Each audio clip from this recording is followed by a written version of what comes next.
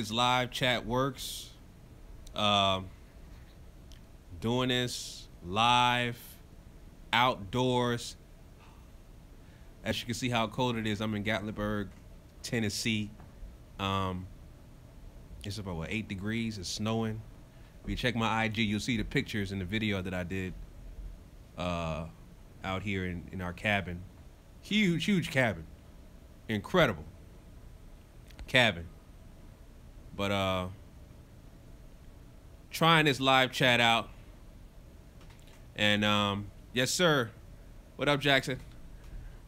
I'm trying this live chat out for the end of the year discussion. I don't know how long I can stay out here.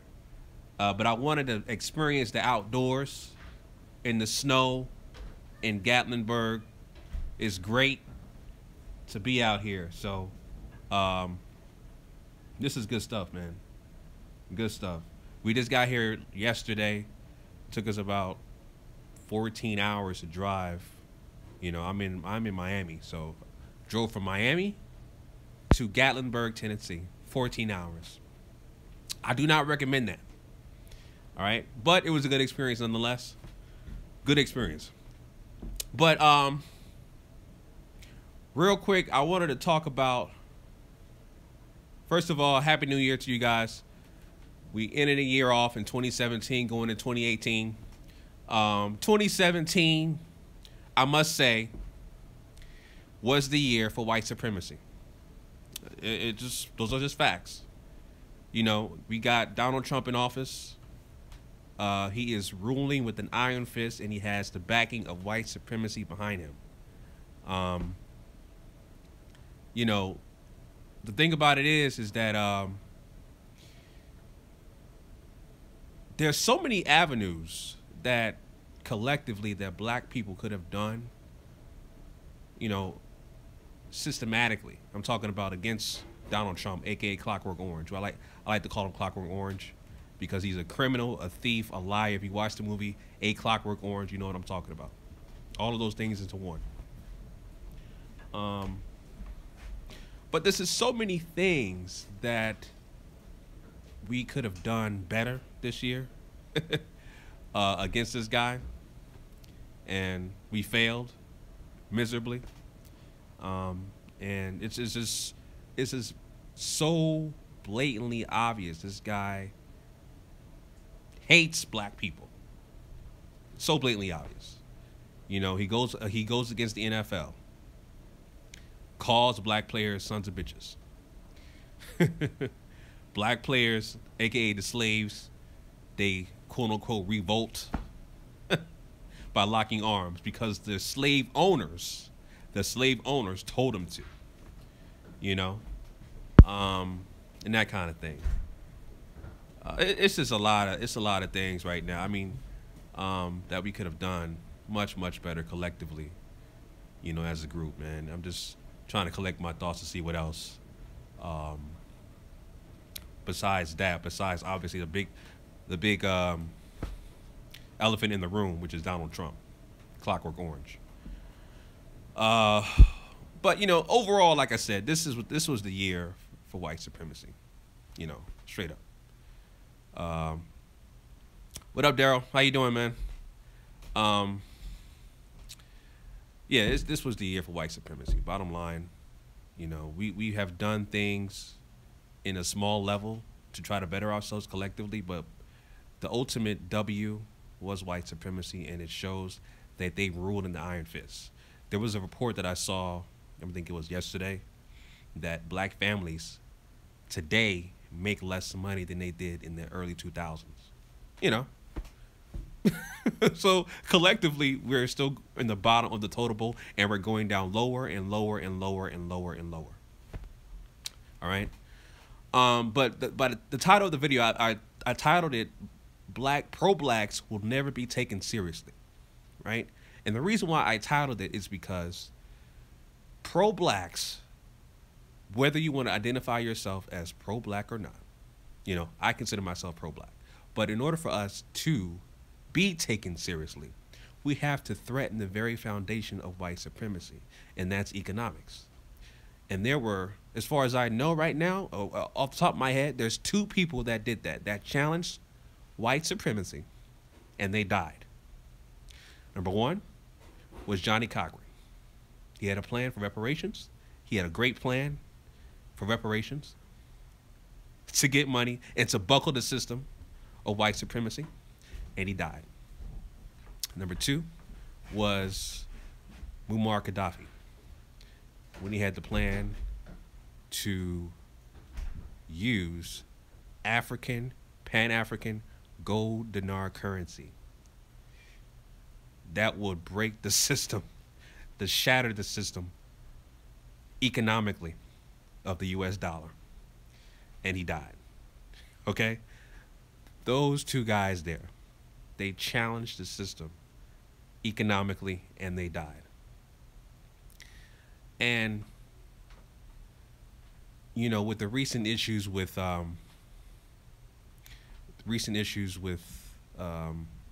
y'all know, Tariq and Dr. Umar Johnson, which I talked about in my last couple videos.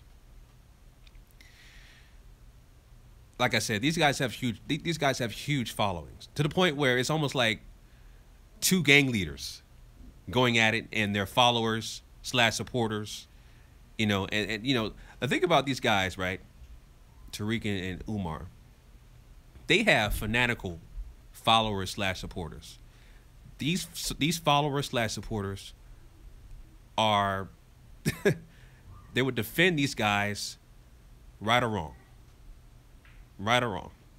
you know, just to defend them at all costs. And I read the comments. I saw the videos that they did. I saw Tariq's video, his rant. You know, this guy Tariq, he, like I said, he's a petty dude, man. He has like such a comedic sense of humor.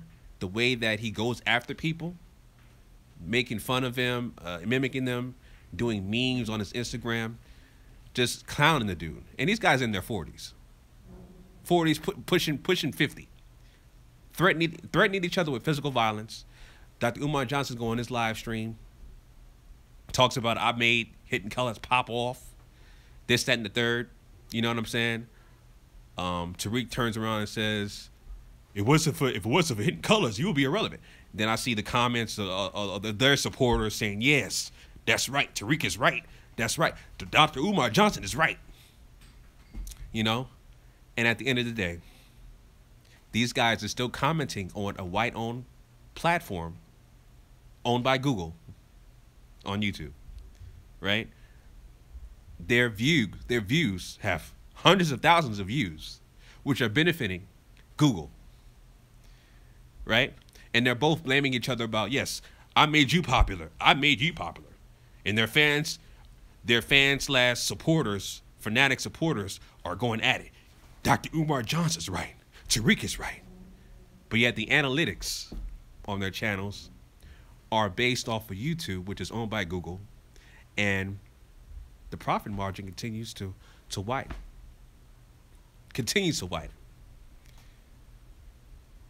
Go to the stock shares of Google right now. You see it continues to rise, right? Continues to rise.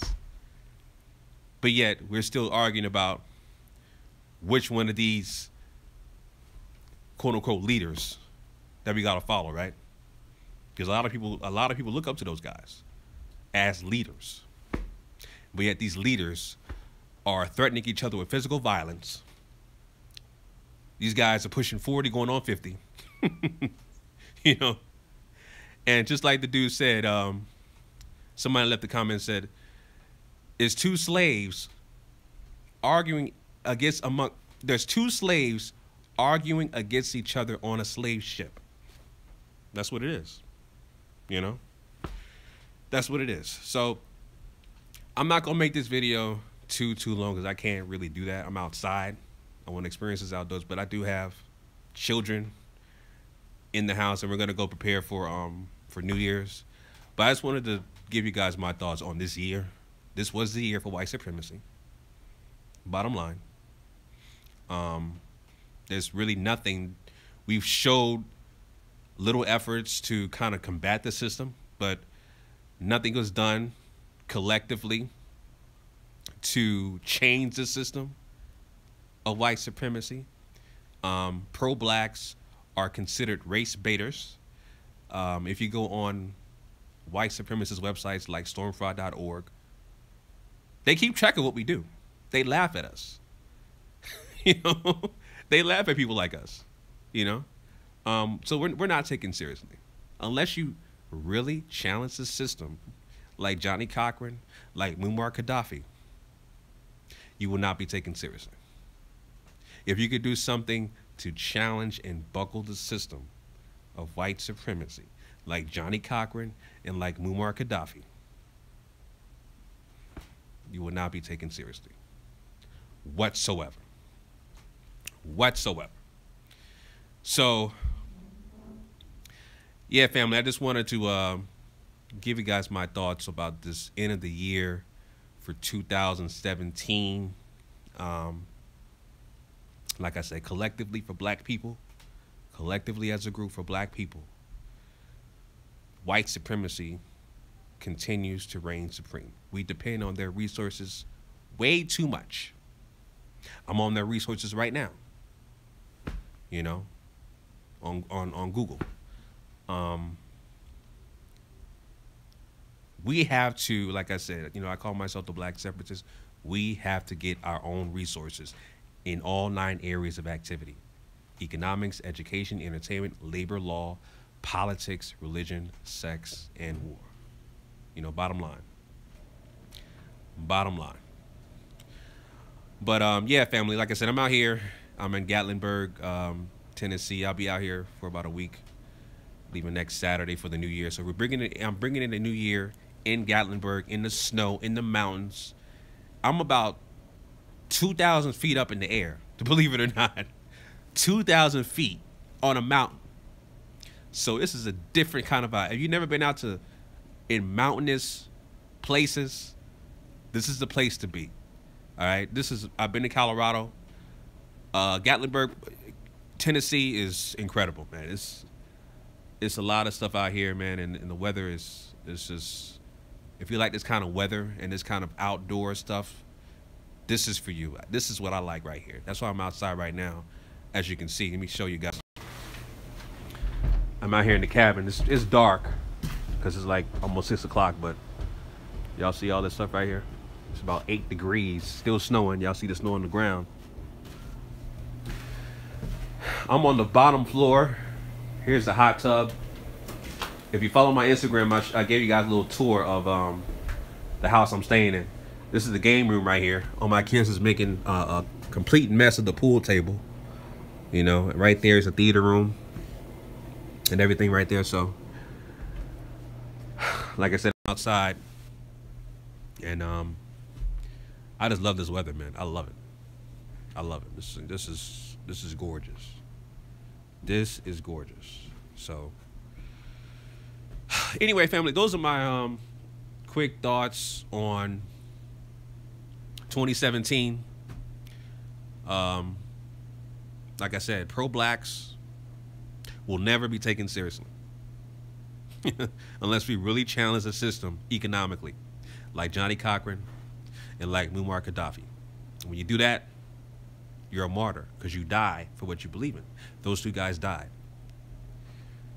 Right now, white supremacy for quote-unquote pro-blacks is a con game.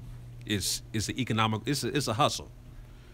You know, it's a hustle, and that's what I see with Tariq. That's what I see with Dr. Umar Johnson. You know, whether you agree with me or not, that's what I see. You know, guys like that. You know, when they reach a certain level, ego is their downfall. You know,